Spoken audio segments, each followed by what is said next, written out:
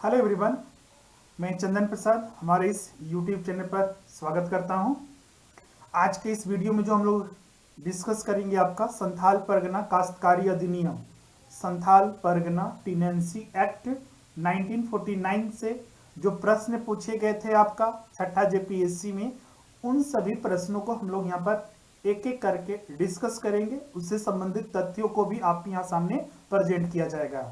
आपको बता दें, जेपीएससी परीक्षा में, प्रारंभिक परीक्षा में सीएनटी और एसपीटी एक्ट, जो कि झारखंड में भूमि संबंधी कानून है, उससे प्रश्न पूछे जाते हैं।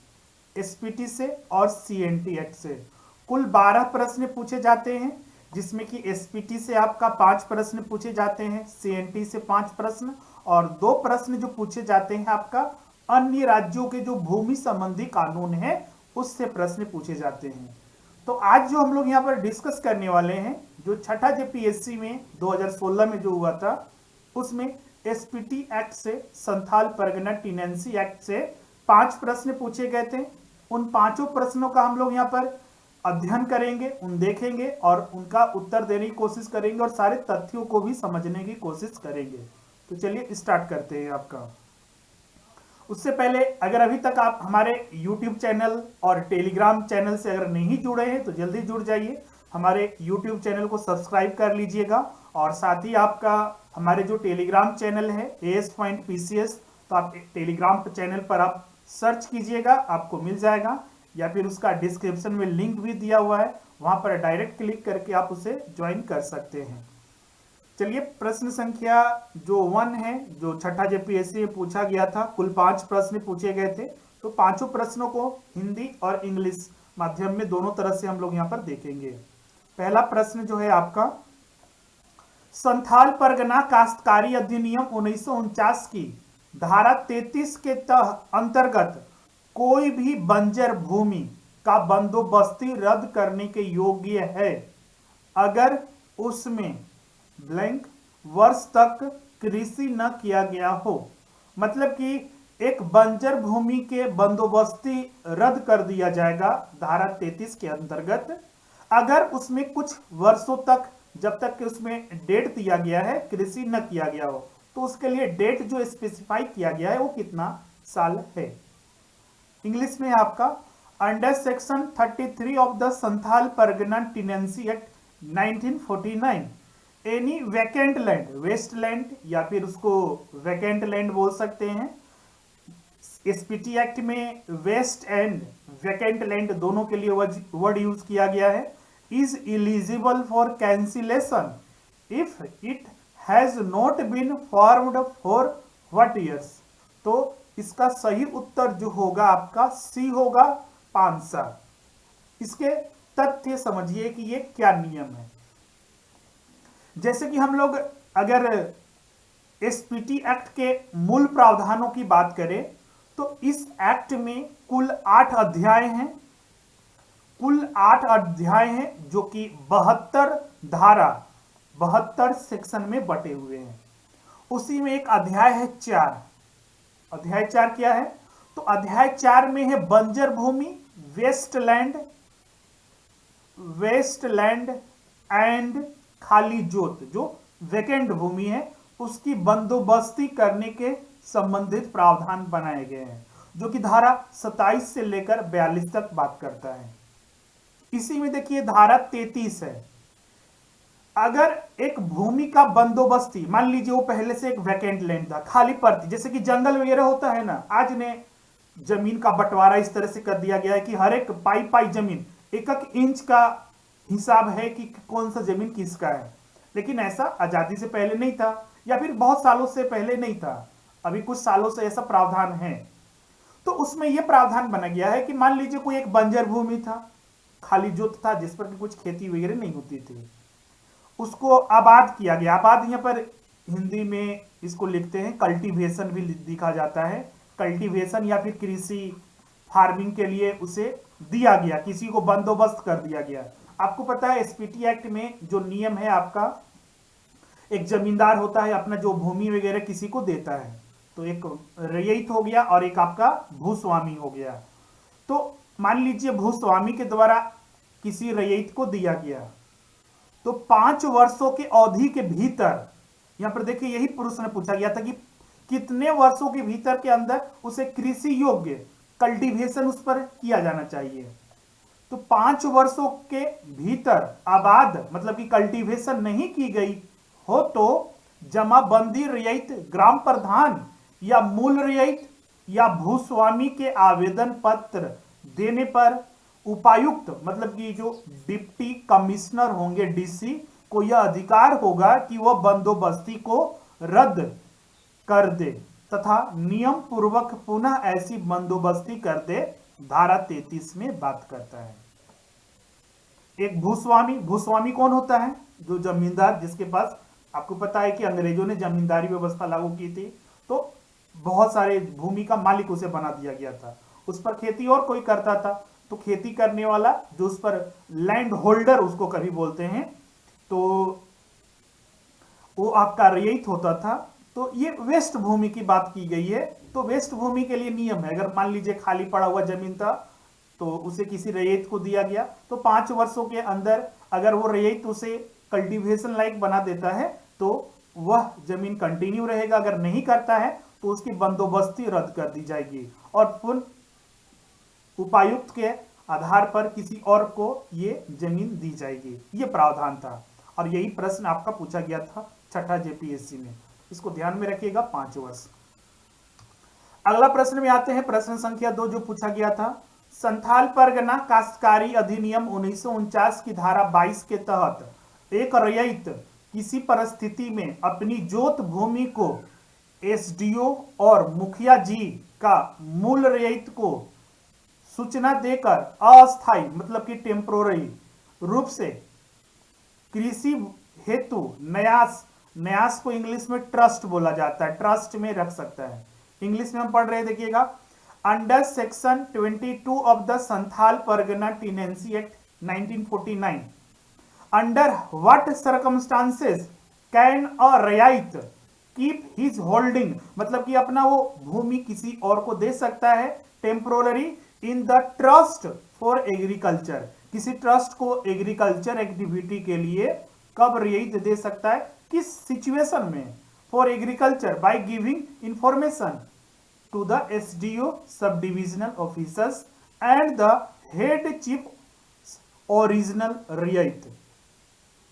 ऑप्शन है आपका पहला, in case of temporary absence from the village, दूसरा है आपका in case of shortage of plough oxen, C आपका in case of a raiyat being a widow और अ माइनर, और डी है आपका, डी अगर नहीं दिख रहा है तो यहां पर है ऑल ऑफ द एबव। देखिएगा यहां पर पहला ऑप्शन हिंदी में आप पढ़ रहे हैं, गांव में से अस्थायी अनुपस्थिति की स्थिति में, हल चलाने लायक बैलों की कमी की स्थिति में, सी है आपका रईत के, जो रईत खुद एक विधवा है या फिर नाबालिग है, और डी है आपका इनमें से सभी। संथाल परगना काश्तकारी अधिनियम 1949, संथाल परगना टेनेंसी एक्ट 1949 जब हम लोग पढ़ते हैं उसमें एक अध्याय है 3, कुल 8 अध्याय है, उसमें एक अध्याय 3 है जो रईत की बात करता है। रईत जो कि धारा 12 से लेकर 26 तक है, मतलब कि धारा 22 इसी में होगा। रईत को क्या, रईत कौन हुआ व्यक्ति जो खेती का काम करता है, जो किसी भूस्वामी से जमीन लेकर उस भूमि पर अपना काम करता है, जो लगान चुकाता है, सीधा सा बोल सकते हैं, जो किसी जमीन के बदले जमींदार को, भूस्वामी को लगान देता है, वही रईत है। तो रईत अपना भूमि किसी को दे सकता है अस्थायी रूप से, मान लीजिए यहां पर पूछा गया था कि ट्रस्ट के रूप में, एसडीओ और जो मुखिया जी मूल रईत जो है उसको सूचना देकर, तो बिल्कुल ऐसा कर सकता है, ये परमिशन दिया गया है एसपीटी एक्ट में और ये धारा 22 के तहत उसे ये परमिशन मिलता है। लेकिन किस सिचुएशन में दे सकता है उसका भी वर्णन किया गया है, वही परीक्षा में पूछा गया था कि किस सिचुएशन में दे सकता है। तो पहला सिचुएशन है रईत अस्थायी रूप से गांव में नहीं है, दूसरा ऑप्शन है वो या तो बीमार है या फिर शारीरिक रूप से उस पर काम नहीं कर सकता है, विकलांग है, ऐसा स्थिति में नहीं है शारीरिक रूप से कि वो काम कर सके। तीसरा कारण यह हो सकता है उसके नियंत्रण से बाहर किसी कारणों से हल बैल की क्षति हो गई हो, मतलब कि जोतने लायक उसके पास हल बैल नहीं है। चौथा कारण यह भी हो सकता है कि रयत खुद एक नाबालिग है या कोई एक विधवा है। तो वैसे सिचुएशन में मूल रयत को, जो रयत है, किसी मूल रयत को भूस्वामी को डाक द्वारा अनुमंडल पदाधिकारी को, एसडीओ को सूचना देकर अस्थायी रूप से न्यास को जोतने के लिए, न्यास मतलब किसी ट्रस्ट को जोतने के लिए वो जमीन दे सकता है। लेकिन वो ध्यान रखना है संथाल परगना का ही कोई ट्रस्ट होना चाहिए, तभी उसे वो दे सकता है। तो यहां पर अब इसका फाइनली आंसर क्या होगा? डी। देखिए यहां पर 4 हमने कारण बताए हैं, इसमें से 3 कारण यहां पर दिया हुआ है। चौथा कारण क्या था कि अगर वो बीमार भी है ना, या फिर वो विकलांग है, ऐसी स्थिति में नहीं है कि वो अपना हल मतलब कि खेती कर सकता है, तो भी वो किसी न्यास को अस्थायी रूप से अपना जमीन दे सकता है। क्लियर है? वो रहा यही। तो राइट आंसर यहां पर डी होगा। यही छठा जेपीएससी में दूसरा प्रश्न पूछा गया था। अब अगला हम लोग तीसरा प्रश्न देखते हैं, जो छठा जेपीएससी में पूछा गया था एसपीटी एक्ट से। संथाल परगना काश्तकारी अधिनियम 1949 के तहत खास गांव एक बनाया गया था, उसको डिफाइन भी किया गया था। तो खास गांव से तात्पर्य एक ऐसे गांव से है, पहला ऑप्शन, जहां कोई मूल रयत ना हो, बी कोई मुखिया ना हो, सी ए और बी दोनों, और डी उपर्युक्त में से कोई नहीं। इसमें आपका देखिएगा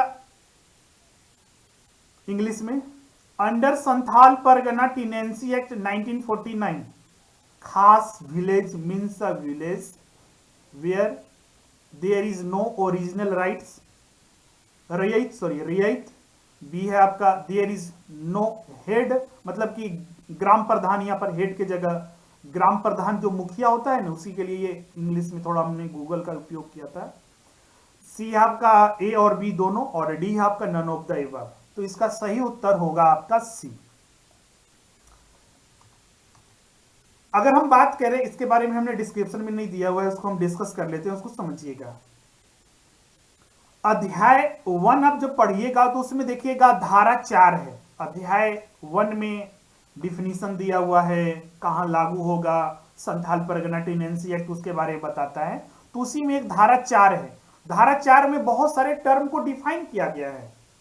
खास ग्राम कोई गांव नहीं है, उसको डिफाइन करके बताया गया कि खास गांव किसे माना जाएगा। तो धारा 4 में बहुत सारे डिफिनीशन है। कृषि का मिलेगा, भूस्वामी बोला गया है किसे, मूल रयत किसे बोला गया है, रयत किसे बोला गया है, सारा डिफाइन किया गया है। उसमें खास गांव को भी डिफाइन किया गया है। तो खास गांव उन गांव को बोला गया जो संथाल परगना क्षेत्र में, आज का देखिएगा संथाल परगना में 6 जिले आते हैं। तो 1855 में संथाल परगना एक जिला ही हुआ करता था, सिंगल जिला, अंग्रेजों के द्वारा बनाया गया था। तो उस क्षेत्र में कोई ऐसा गांव जहां पर कोई मूल रयत न हो, तो मूल रयत अब बात उठती है कौन है, तो आगे हम डिफाइन करेंगे, पहले समझ लेते हैं उत्तर क्या होगा। तो खास गांव जहां पर कोई मूल रयत न हो और कोई वहां का ग्राम प्रधान न हो, मुखिया न हो, तो उसे ही बोला गया है खास गांव। मतलब कि ए और बी दोनों होगा, इसीलिए राइट आंसर यहां पर आपका सी होगा। मूल रयत उन्हें बोला गया है जो किसी भूमि को खुद से, मान लीजिए एक जमीन था, टुकड़ा था, जंगल वो था, वो किसी का अधिकार क्षेत्र में नहीं आता था, किसी जमींदार के क्षेत्र में नहीं आता था। एक व्यक्ति है जो गांव में सालों से रह रहा है, उसी पर वो खेती कई एक वर्षों से करते आ रहा है, पीढ़ी दर पीढ़ी। तो मूल रयत उसे ही बोला गया है। क्लियर है? एसपीटी एक्ट, सीएनटी एक्ट में मूल रयत बहुत ज्यादा आता है आपका। तो मूल रयत को समझिए इस चीज को, वो खुद से उस जमीन को साफ किया, बनाया, खेतने लायक, खेती करने लायक, कृषि करने लायक उस जमीन को तैयार किया, उसे ही मूल रयत बोला गया। क्लियर है?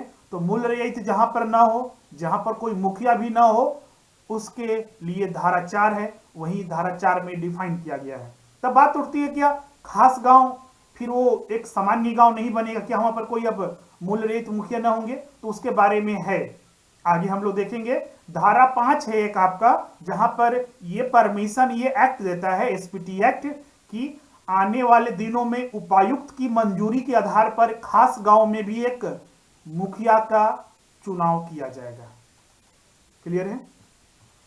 अगला प्रश्न, जो चौथा प्रश्न पूछा गया था छठा जेपीएससी में, वह है आपका संथाल परगना काश्तकारी अधिनियम 1949 के तहत गांव के मुखिया का पद हस्तांतरणीय, अहस्तांतरणीय, वंशानुगत, डी उनमें से कोई नहीं।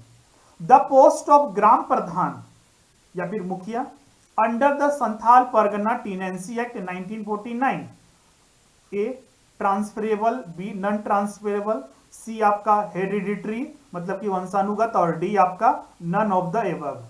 इसका सही उत्तर होगा बी, अहस्तांतरणीय, नन ट्रांसफरेबल। अब ये कैसे पता चला, हम कैसे उत्तर दे दिए? तो आप देखिएगा, एक इसमें धारा जो है आपका अध्याय 2 में, संथाल परगना में अध्याय 2 है, ग्राम प्रधान और मूल रईयत की बात करता है, धारा 5 से लेकर धारा 11 तक।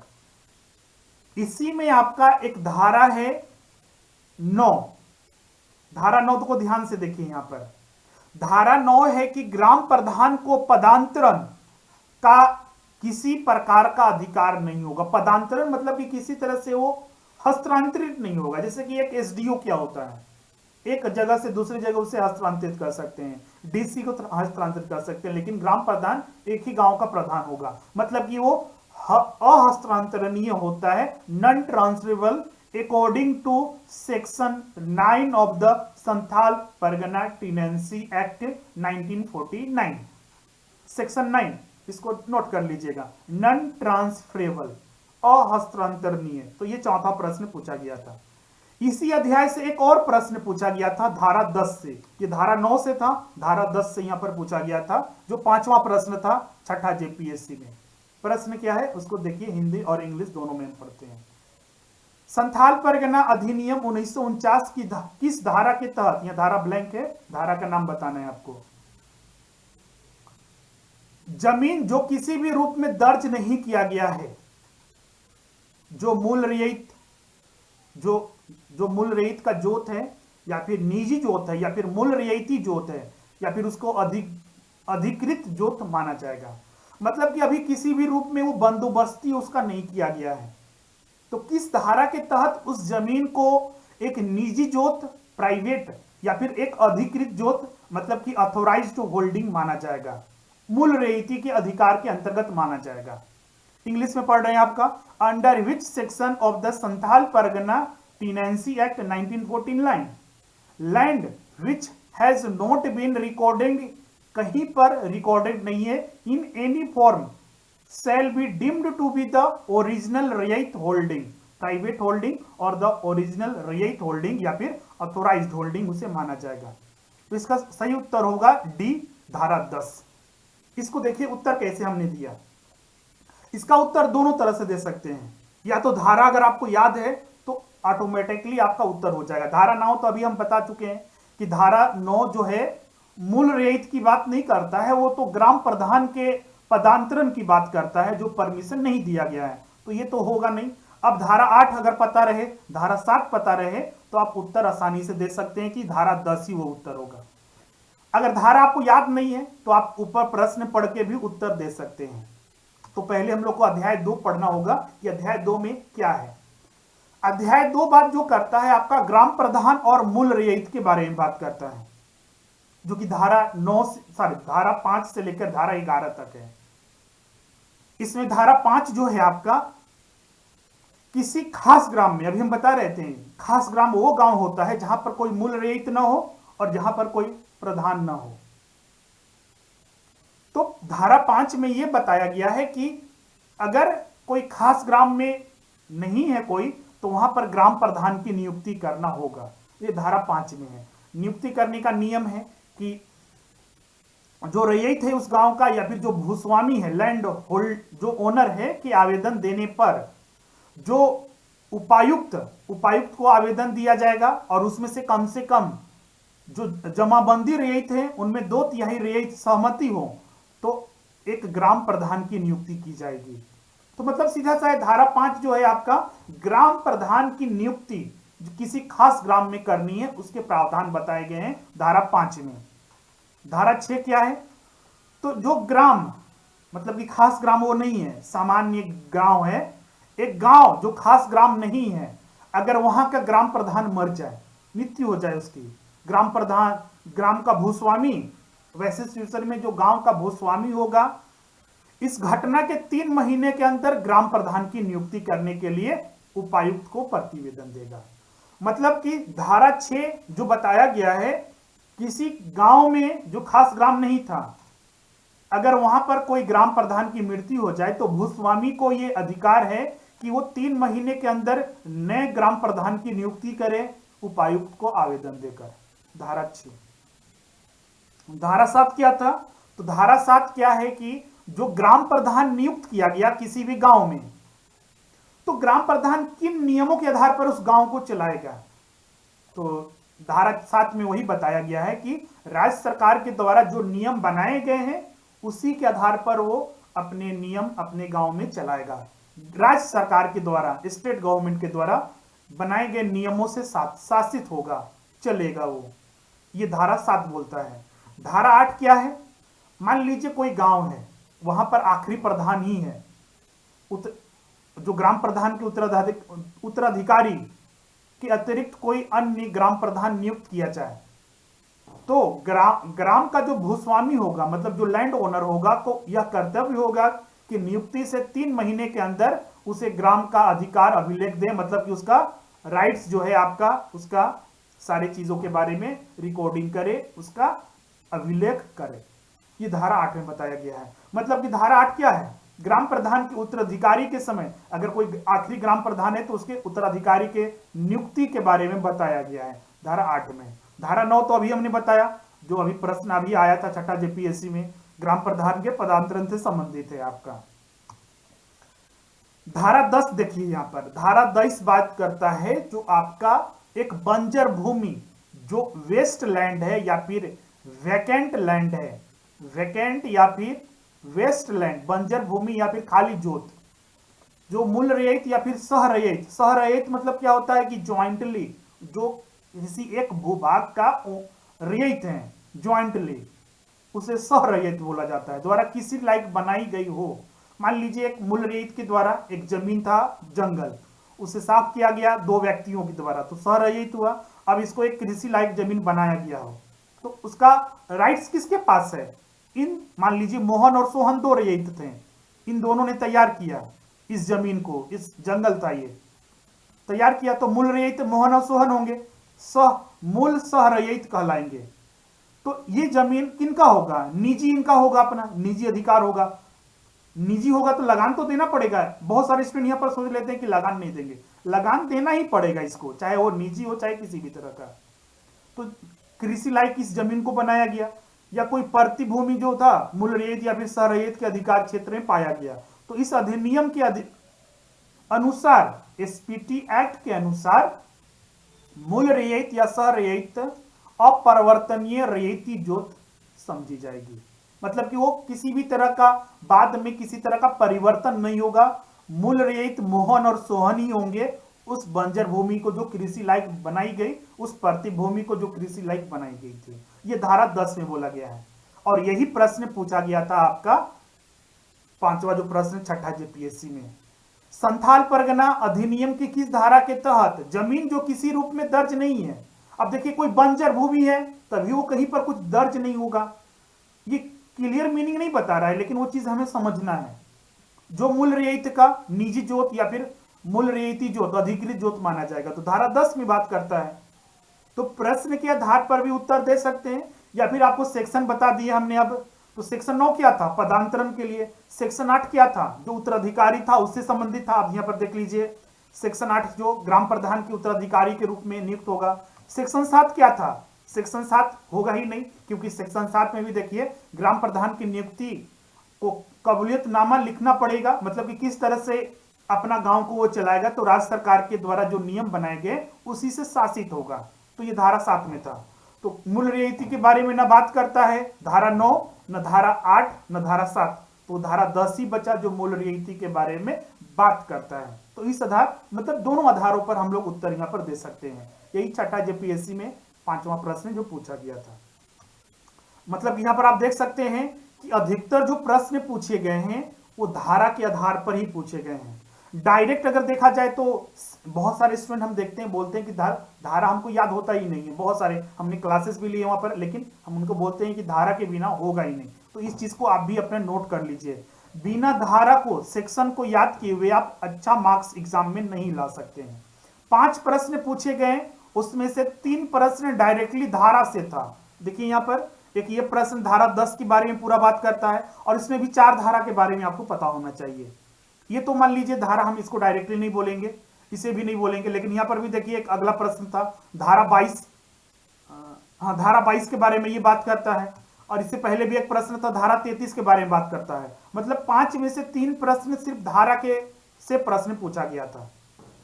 2 प्रश्न भी धारा से ही था लेकिन इनडायरेक्ट वे में पूछा गया था। जैसे कि अहस्तांतरणीय होता है तो किसके आधार पर, सेक्शन 9 के आधार पर। उत्तर तो आपको धारा ही देना पड़ेगा। खास ग्राम में जहां पर कोई मूल रहित ना हो, जहां पर कोई ग्राम प्रधान ना हो, तो ये भी धारा 4 में बताया गया है डेफिनेशन में। तो बिना सेक्शन के याद नहीं कर सकते हैं। तो सवाल उठता है कि 72 सेक्शन है तो सारे याद करना। आप जब पढ़िएगा, स्टडी कीजिएगा, हम कोशिश कर रहे हैं कि यूट्यूब पर सारे धाराएं को हर एक चैप्टर वाइज हम आपको प्रोवाइड करें। हम जरूर करेंगे वो आने वाले दिनों में। आप भी कोशिश कीजिए कि हर धारा के अनुसार आप स्टडी कीजिए एग्जाम में। अब ये तो हम लोग सोच के नहीं चलेंगे कि कौन सा धारा से पूछा जाएगा, कहीं से ही पूछा जा सकता है। इसीलिए हर चीज को हम लोग बारीकी से अध्ययन करेंगे, तब जाकर हम लोग का क्लियर हो पाएगा। क्लियर है। यहाँ देख धारा 11 भी था, नहीं बताए थे। धारा 11 है संबंधित आपका, जैसे कि कोई गांव है तो इस अधिनियम के अनुसार जो भी ग्राम प्रधान मूल रहित या फिर रहितों पर जो लगान लगाए गए हैं या फिर उनसे जो वसूला जाएगा जुर्माना वगैरह, तो ये पैसा कहाँ जमा होगा, तो प्रधान जो होंगे गांव का, तो उसका पुरस्कार निधि जो एक अवार्ड फंड होगा वहीं पर वो जमा होगा जो जुर्माना लिया गया। और इसका खर्च जो किया जाएगा उपायुक्त के निर्देश के आधार पर किया जाएगा। वही धारा 11 था। हमने यहाँ पर तो अध्याय 2 पूरा पढ़ा दिया। अध्याय 2 में 5 धारा 5 से लेकर 11 तक बहुत ही सिंपल है आपका। अगर पढ़िएगा तो बहुत ही साधारण लगेगा। सिर्फ इसमें शब्दों का खेल है, बहुत ही आसानी से इसमें आप अच्छा चीज कर सकते हैं। तो आज के लिए बस इतना ही। अब हम लोग इसके आगे एसपीटी एक्ट को पूरा अध्ययन करेंगे। इसी तरह हम सीएनटी एक्ट भी लाएंगे। उससे जो प्रश्न पूछे गए थे छठा जेपीएससी में, उसका भी पूरा सॉल्यूशन आपको प्रोवाइड किया जाएगा और अन्य जितने भी प्रश्न हैं, टॉपिक है, वो डिस्कस किए जाएंगे। आज के लिए बस इतना ही। Thank you everyone. जो भी अगर आपको कुछ डाउट है तो कमेंट बॉक्स में अपना फीडबैक जरूर दीजिएगा। जो भी डाउट है बिल्कुल कमेंट कीजिएगा, उसका हम जरूर उसका समाधान करेंगे, उसका आपको आंसर दिया जाएगा। तो आज के लिए बस इतना ही।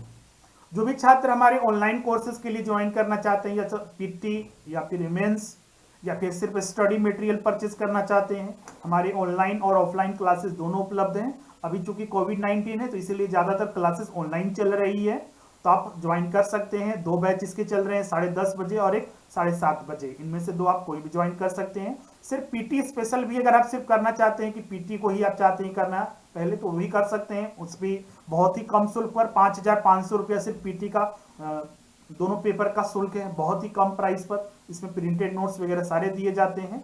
और सिर्फ अगर अध्ययन सामग्री ही चाहते हैं तो आप वो भी ले सकते हैं। हमारे नंबर जो दिया हुआ है डिस्क्रिप्शन में या फिर जो लिंक दिया हुआ है वहां से आप डायरेक्ट ऑर्डर कर सकते हैं, या फिर इस नंबर पर 745 79 780 70045 79 780 इस नंबर पर कांटेक्ट कीजिए। सारा आपको विवरण दे दिया जाएगा। तो आज के लिए बस इतना ही। Thank you everyone.